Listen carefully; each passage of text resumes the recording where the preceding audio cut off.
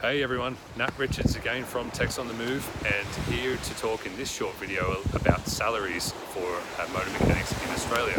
This is probably the number one question that we get asked, whether it be directly via email, by text, by WhatsApp, by Facebook message. It comes in from all different forums, and it's a very understandable one because if you're on the other side of the world thinking about how you can get to Australia, you want to make sure that you've got your financial basis covered and that life here is going to be sustainable. Very, very understandable. But ultimately, it's pretty much impossible to answer that question without actually getting to chat to you first, because we need to know just the same sorts of things as I expect you to ask me if the question was the other way around. Where do you want to live? Australia is a huge place. Different markets have different forces acting on them. You're going to expect different wages in those places. What's your background? What's your experience? And all those little nuances can add up, just as they probably do in your home market as well. And what's the cost of living in the different places of Australia that you might be interested in? That's at least as important as what your salary expectation will be. You can't really divorce those two. So bottom line, if you really want a hard and fast answer to that question, you're going to have to get in touch with us. Let us get on the phone through some consultation after you've told us about your experience, which you can do by registering with us on our website. And we'd love to break that down in really accurate detail for you. But for the time being, here's 3 things that I reckon everyone should know about salaries in Australia for motor mechanics straight up whilst you're starting to think about this whole prospect. Number 1. Is really that tradespeople in Australia, and certainly within all different facets of the motor industry, just like you'd probably expect in pretty much every other market across the world, are not particularly highly paid jobs, but you can make it just fine. So in Australia, I think it's fair to say, it's about lifestyle. No motor mechanic, diesel mechanic, panel beater, whatever they might be, is likely to come down to Australia and strike it rich on the back of their trade. Hopefully you do, but it's probably not going to happen.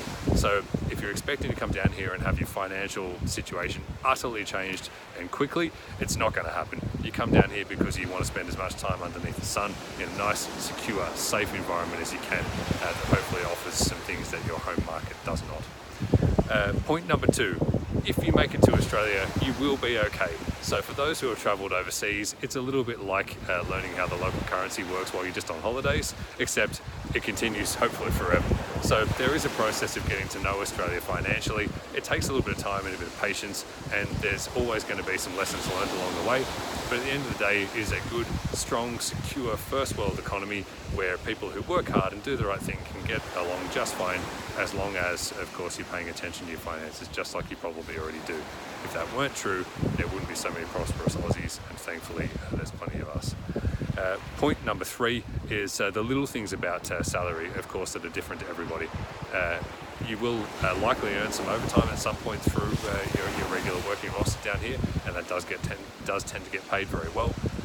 Bonus may be achieved by people depending on exactly what sort of business they're in. Certainly in a main dealership environment, I would expect bonus to apply to an awful lot of those that might be considering this move, likely just the same as it does where you are now. And the final point there is superannuation. I will not go into a ton of detail about this now and bore you, but superannuation is one of the sneaky good things about moving to Australia that we do not focus on enough. Simply put, the Australian government enforces every single Australian business to pay an additional 9.5% at the moment, above and beyond whatever someone earns as a base salary, into a pension account that you do not touch on a day-to-day basis, that is typically paying off at a far higher rate of interest than a regular savings account. It doesn't change your day-to-day, but what it will definitely change is how this whole picture looks when you get to retirement age. So even if you're coming down here with 20, 30, 40, whatever the amount of time is, years before you might retire, it doesn't really matter. You're still going to save a tremendous amount of money through superannuation through that period, and that system of pension that we call superannuation is at the moment comfortably within the top handful of pension-related systems from around the world. So it's a particularly strong aspect to moving Australia. It just doesn't pay off right away. It's still very important to think about nonetheless. So if you'd like to learn a little bit more about salaries in Australia and what that means for you, please either register with us on our website or drop me a line directly at nat.richards@textonthemove.com.au. I'd love to chat about this a little bit further.